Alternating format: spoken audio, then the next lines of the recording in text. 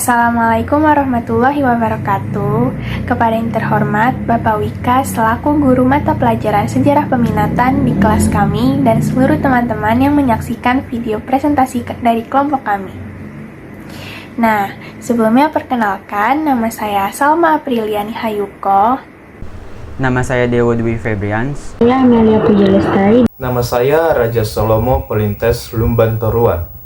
Kami dari kelompok 4 ingin mempresentasikan salah satu peradaban yang ada di dunia, yaitu peradaban India kuno. Selamat menyaksikan. Peradaban India kuno. Seperti namanya yang sudah jelas, India kuno, pasti peradaban ini terletak di India.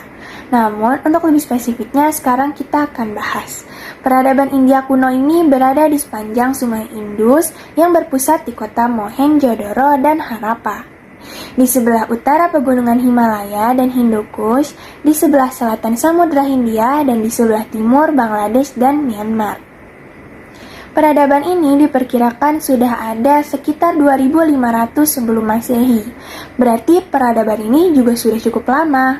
Pada masa itu, kota Mohenjo-daro dan Harappa sudah tertata rapi.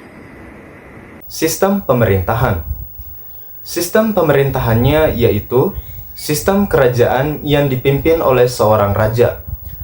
Dari peninggalan reruntuhan bangunan di kota Mohenjo-daro dan Harappa, menggambarkan suatu tatanan kota yang modern dan memiliki sistem pemerintahan yang teratur, maju, dan makmur. Itulah mengapa kota Mohenjo-daro dan Harappa dipercaya sebagai pusat pemerintahan. Berdasarkan peninggalan itu pula, masyarakat India kuno diduga menekuni bidang agraris, perdagangan, dan peternakan. Mereka diyakini bermata pencaharian sebagai petani gandum, jelai, atau barley, serta beternak sapi zebu. Adapun di sektor perdagangan, masyarakat India kuno melakukan kegiatan jual beli dengan orang Mesopotamia. Di India kuno juga mengenal kasta masyarakat. Kasta masyarakat itu ada 4, yaitu 1 Brahmana atau pendeta, 2 Ksatria atau bangsawan dan tentara, 3 Waisya atau pedagang, 4 Sudra atau budak. Selanjutnya yaitu kita masuk ke sistem kepercayaan. Pada sistem kepercayaan ini, kepercayaan yang dianut oleh masyarakat di lembah Sungai Indus adalah politeisme, yaitu mengakui adanya lebih dari satu Tuhan. Jadi, mereka itu menyembah banyak dewa. Pemujaan-pemujaan tersebut disertai juga dengan kegiatan ritual dan upacara keagamaan. Pemujaan tersebut sebagai tanda-tanda terima kasih terhadap kehidupan yang dinikmatinya berupa kesejahteraan dan perdamaian. Jenis pemujaan kepada dewa dikelompokkan menjadi 3 macam, yakni yang pertama, dewa-dewa. Dewa yang menempati urutan pertama adalah Dewi Ibu atau Dewi Alam, Mother Goddess atau Nature Goddess. Setiap desa, Dewi Alam dianggap sebagai pelindung dan dikenal dengan berbagai nama, misalnya Mata, Amba, Ama, Kali, dan Karali. Yang kedua ada hewan. Pemujaan terhadap hewan adalah hewan-hewan cerita, hewan penjaga kota, dan hewan biasa. Dan yang ketiga ada pohon. Pemujaan terhadap pohon merupakan pemujaan pohon yang dianggap keramat, seperti pohon pipal atau beringin. Peninggalan kebudayaan India kuno. 1. Pilar besi Delhi. Pilar besi Delhi didirikan 1 milenium sebelum umat manusia memperoleh teknologi dan menjadikan pilar itu salah satu misteri terbesar di India yang tidak dapat dijelaskan. Pilar besi Delhi itu sudah berdiri sejak abad ke-5. 2. Gua Sonbandar. Gua Sonbandar terletak di Bihar. Banyak misteri dan teka-teki dari bangunan Gua Sonbandar ini.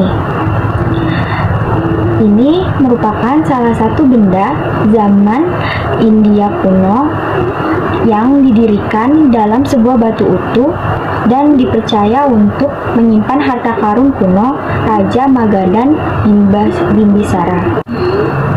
Ketika raja dipenjara oleh putranya, ia memerintah istrinya untuk menyembunyikan semua hartanya di gua ini.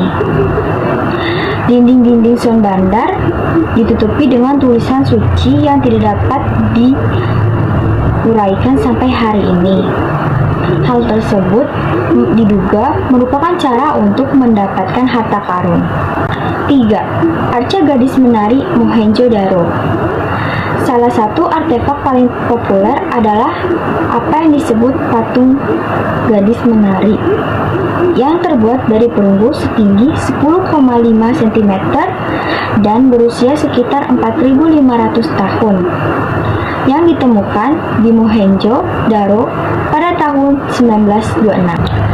Patung tersebut merupakan gadis berusia 15 tahun memakai gelang di lengannya dan berpose dengan bibir mengerucut serta tangan di pinggul yang tampak sedang menari.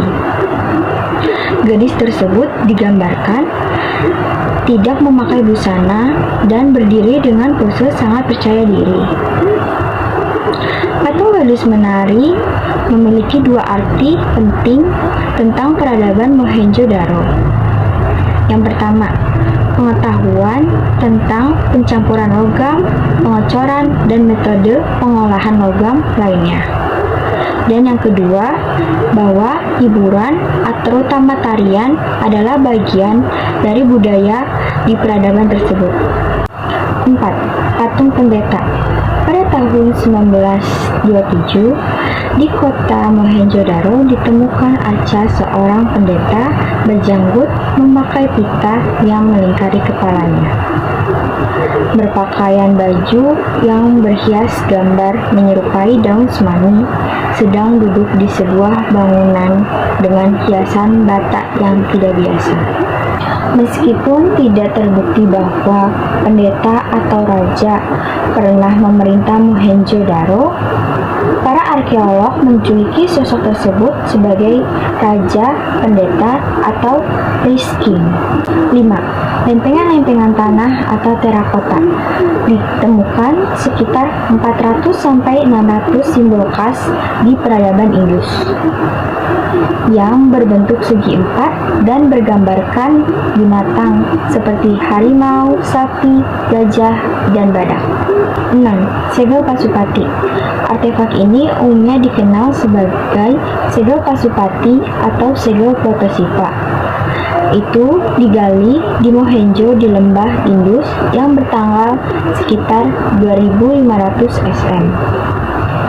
Terbuat dari stetiat, benda ini berukuran agak kecil dengan tinggi hanya 3,4 cm, panjang 3,4 cm, dan lebar 1,4 cm. Seseorang saat ini dapat menemukan artefak ini di Galeri Peradaban Lembah Indus di dalam Museum Nasional New Delhi. Lembah Sungai Indus terletak di Pakistan. Penduduk asli